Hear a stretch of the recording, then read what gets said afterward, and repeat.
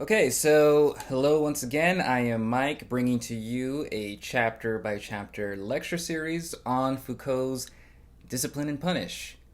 Thank you for the wonderful comments and the emails I received from my first series on Foucault's History of Sexuality. I especially thank the professors who have assigned my videos to their students. Um, I'm glad I could make these concepts easy and accessible for aspiring Foucauldians. It means a lot to me, and it is 100% the reason why I'm back to do this new series for you guys.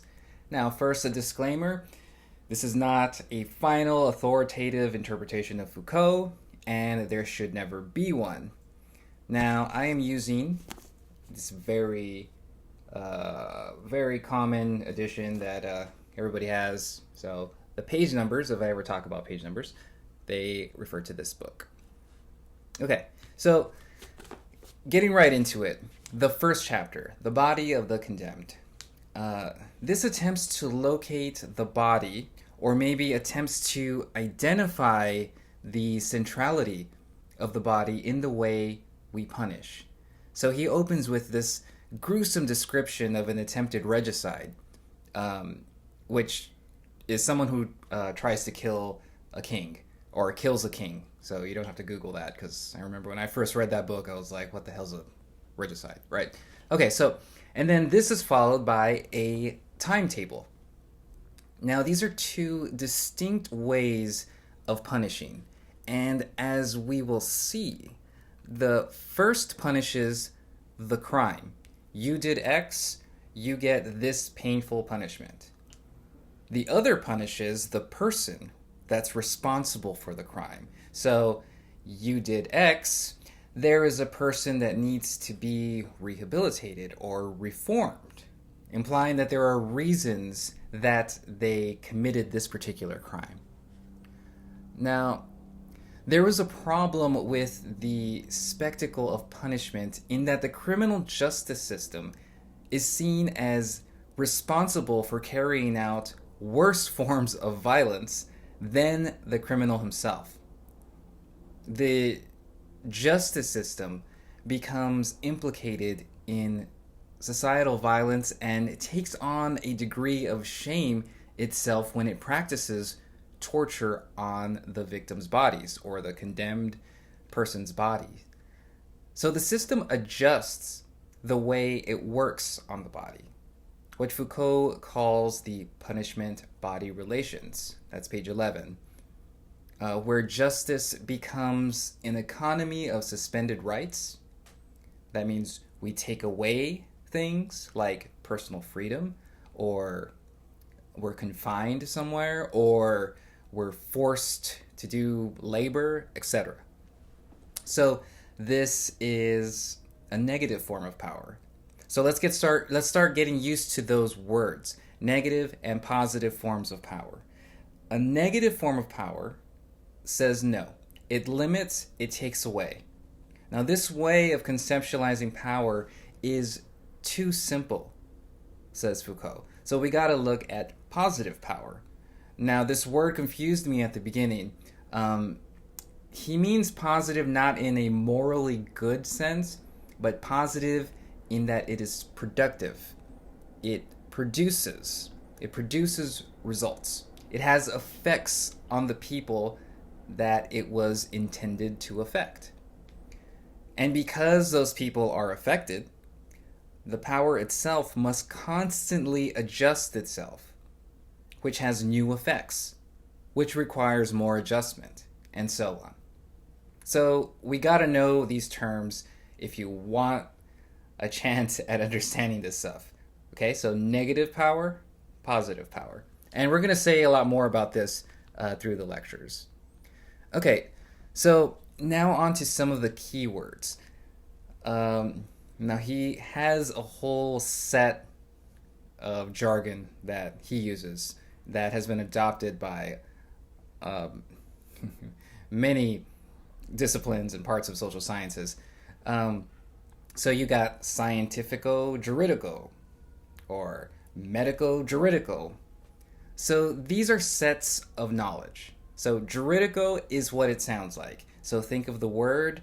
It might sound like the word jury or judge or justice. All the laws and the common knowledge that we have about the justice system, right? So juridico.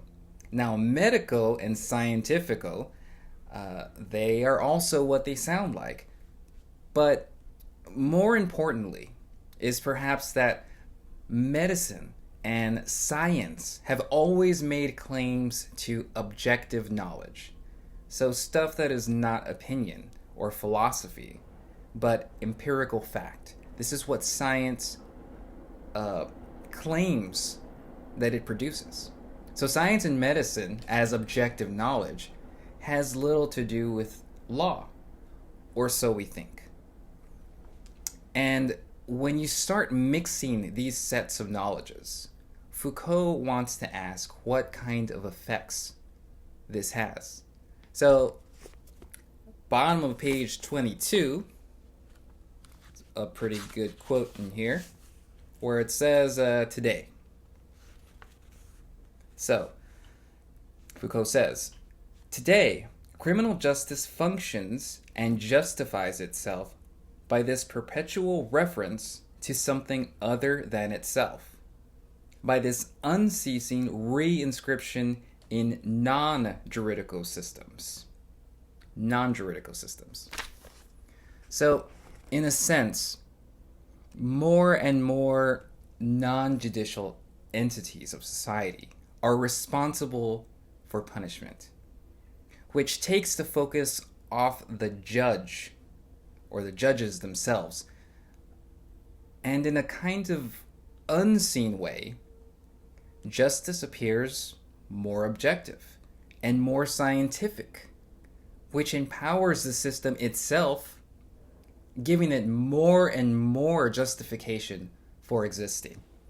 So think of a psychologist saying, oh no, this guy cannot be put into a mental hospital. He's actually really dangerous. And so now we have another reason for prisons to exist. Now it's tiny examples like that that make up these positive effects of power. The production of effects somewhere through a long chain of effects. So all of these little things are making up these long chains of effects, many times unforeseeable, other times part of a strategy, other times part of a strategy that don't necessarily have a master strategist behind it. So on page 23, he says that he is offering a genealogy of the modern soul. So this soul itself is produced by these chains of positive power, by these chains of effects. And that's kind of the central focus of this book. Now he gives us the rules that he follows for this book. Now, rule 1, he says, we aren't looking at repressive power or negative power. Remember that word, negative, positive. But we're looking at positive effects, positive power. Rule 3, he says we are looking at how sciences and the criminal justice system grew up together, how they influenced one another, meaning they are not separable, autonomous entities, but knowledges that feed into one another. If law has the power to punish, and science has the respect and authority of objectivity, together that makes a quite explicit example of what he calls power knowledge, both relying on each other to exist, both presupposing one another. Granted, the examples will become more nuanced than this, but this is a good first example. The criminal justice system today would not be the same without science. But then, why would science need the criminal justice system? Now that's a bit harder to be convincing, but a tiny example, an easy one. might be, well, we need more psychologists to work in prisons, right? So that's a direct productive effect. We need more, so we produce more psychologists. But what does that mean when the institution of psychology needs to produce more psychologists on behalf of society, right? So where is all this funding going to come from? How will this affect research? If you have all of these new psychologists in existence now, coming up and learning, all with slightly different interests, all producing new research, these are all positive effects. Now, that is an explicit example, not a very abstract one, but we can keep going. Now, what happens if we suddenly discover or decide, maybe, that alcoholism is an illness or a disease, not just a bad habit? Will the sentencing patterns change for people with DWIs or public intoxication? Who knows? All of these are potential positive effects from the positive aspect of power. And they're very distant effects in a very long chain. But be careful with this metaphor that I'm going to be using, because a chain implies a clear linearity, cause and effect, right? Link, link, link. It might be better to think of this as a web, but a web is a little bit more difficult to imagine with any coherence, so I use a chain here. But just remember that there are many chains, or there could be many chains, feeding into what only appears to be a single chain. So returning to the opening torture story and the timetable. The change in punishment techniques are themselves productive or positive effects. So we can expect Foucault to lay out for us in this book, through his genealogical method, what he calls the history of the present. And that is the last sentence of this chapter. Now, at this point, I would strongly recommend watching part 6 of my other video lecture series on the history of sexuality. I explain what genealogy is there in detail and as easy as I can. And you don't have to have read History of Sexuality. You can just jump right in and get into it. I don't think there is another video on YouTube as of right now that explains it as easily as I do. Not to pat myself on the back or anything, but I have heard back from a few students that loved that particular video, and they were like, oh shit, I get it now. So I'm going to leave you guys right there. That's the end of the first chapter. I will see you guys for the next chapter. See you soon.